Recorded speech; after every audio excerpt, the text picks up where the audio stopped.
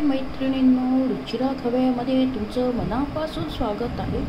आज आपण बनवणार आहे मक्याचे धिरडे, मक्याचे पॅनकेक पण म्हणतात त्याला। आपण आता मका मार्केटमध्ये भरपूर प्रमाणात येतोय, तर आपण घरात नेहमी मका भाजून करत असतो आणि मक्याचे वडे करत असतो, मक्याचे भजी करत असतो। आज आपण करणार आहे मक्याचे धिरडे। आता मक्याच्या धिरड्यासाठी लागणारे साहित्य बघूया। हे मका घेतले आपण, एक वाटी तीळ आणि जिरे घेतले, हळद घेतले, मीठ घेतले, कोथिंबीर घेतले आणि बेसन घेतले, तांदळाचं पीठ घेतले आणि हिरवी मिरची लसूण वाटून घेतले। आता आपण हे मका जाडसर वाटून घेऊया। आता आपण हा मका याच्यात मिक्सरच्या भांड्यात टाकूया आणि असं जाडसर वाटून घ्यायचा। पेस्ट नाही करायची त्याची, पण जाडसर वाटून घेतले। आता आपण हे काढून घेऊया। हे आपण मिक्सरमधून वाटून घेतलं। आता बघा, आपण हिरवी मिरची आणि लसूण याचं वाटण करून घेतले, ते टाकूया। बेसन टाकूया, तांदळाचं पीठ टाकूया, समप्रमाण घ्यायचं आणि जिरं आणि तीळ टाकूया,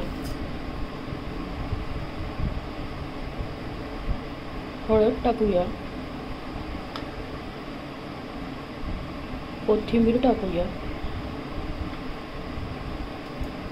आणि मीठ टाकूया चवीनुसार आणि पाणी टाकून भिजूया। पाणी टाकूया, खूप पातळ करायचं नाही आपल्याला, थोडं घट्ट ठेवायचं। तेल तापत ठेवलं आपण, तेल तवा तापून घे मीडियम। आता तेल पसरून घेऊया आपण। बघा, आपली कन्सिस्टन्सी अशी हवी, म्हणजे जास्त घट्ट पण नाही आणि जास्त पातळ पण नाही।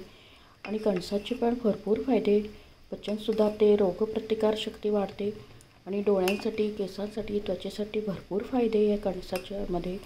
बहुगुणी असा कणीस आहे आणि सीझनल आहे। आता सीझन येतो तो आपण काही वडे वगैरे करून खातोच। असं हलवून घेऊया आपण त्याला चांगलं। आता आपण टाकूया,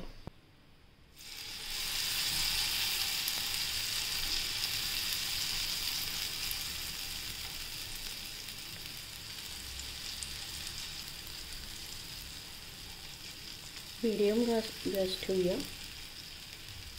आता कोरडं झाले, आता आपण त्याच्यावर थोडंसं तेल लावून घेऊया।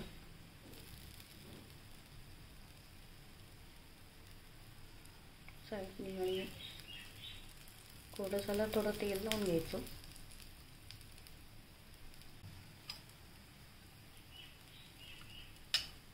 पलटून घेऊया आपण। छान खरपूस सगळं झालंय।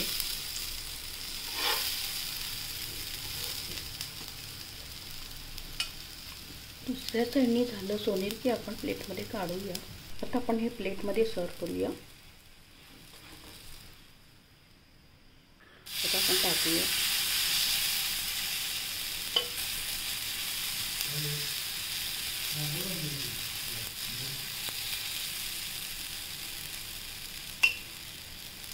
आता आपण पलटून घेऊया।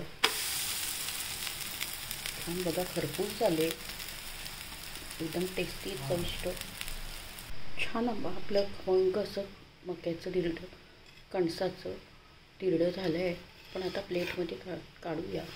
झटपट होतात, एकदम खुसखुशीत होतात। झटपट होणारे मक्याचे धिरडे तुम्ही झटपट होतात आणि पौष्टिक आहे।